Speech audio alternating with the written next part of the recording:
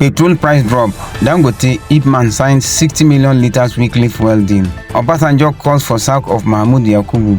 Other INEC leaders at federal, states, local governments. Tax reform bills. Kwankwaso alleges plot to capture North by Lagosians.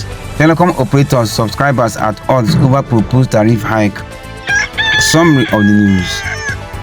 Dangote Refinery and the Independent Petroleum Marketers Association of Nigeria have signed the 60 million litre weekly premium motor spirit supply deal. Dangote Refinery and the Independent Petroleum Marketers Association of Nigeria have signed a 60 million litres weekly premium motor spirit supply deal. This comes as IPMAN confirmed that fuel prices have marginally reduced across its member filling stations nationwide. He noted that petrol prices had dropped by between 10 naira and 15 naira across filling stations due to the deal it secured with Dangote Refinery.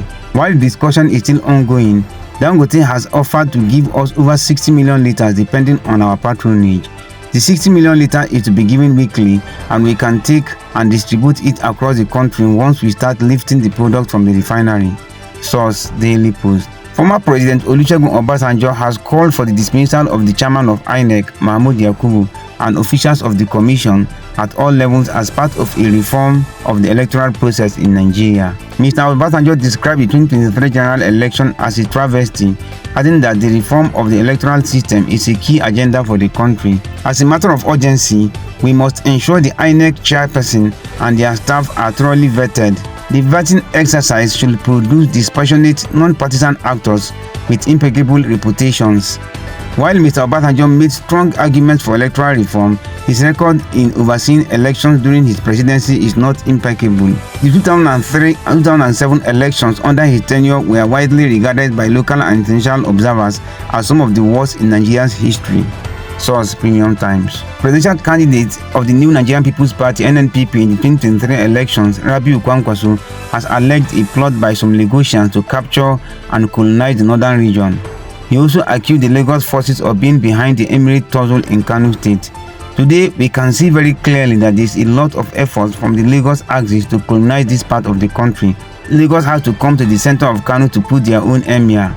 On the proposed tax reform bills introduced by President Bola Tinubu, Mr. Kwankwaso said it's an attempt to take away from the region. He therefore called on lawmakers and politicians from the region to reject the bill to ensure the region is not cheated. Source: Daily Nigeria. Stakeholders in telecommunication sectors are at loggerhead over the proposed hike in internet data tariff and short message services (SMS).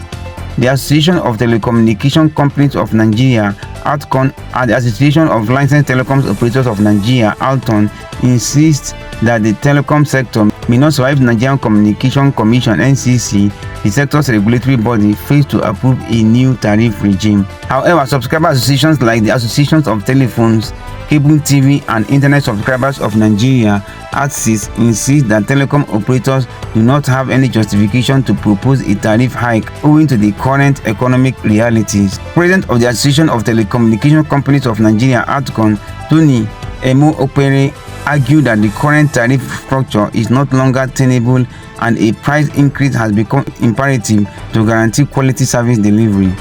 Premium Times reached out to Ruben Mokwa, the NCC Director of Public Affairs, to seek clarity about the Commission's stance on the proposed tariff hike if the downturn in internet connectivity is linked to the demand for a tariff hike, among other issues. Mr. Mokwa, however, declined to comment on the matter, saying it's not a subject of media discussion. Source: Premium Times. Follow for more. November 18th, 2024.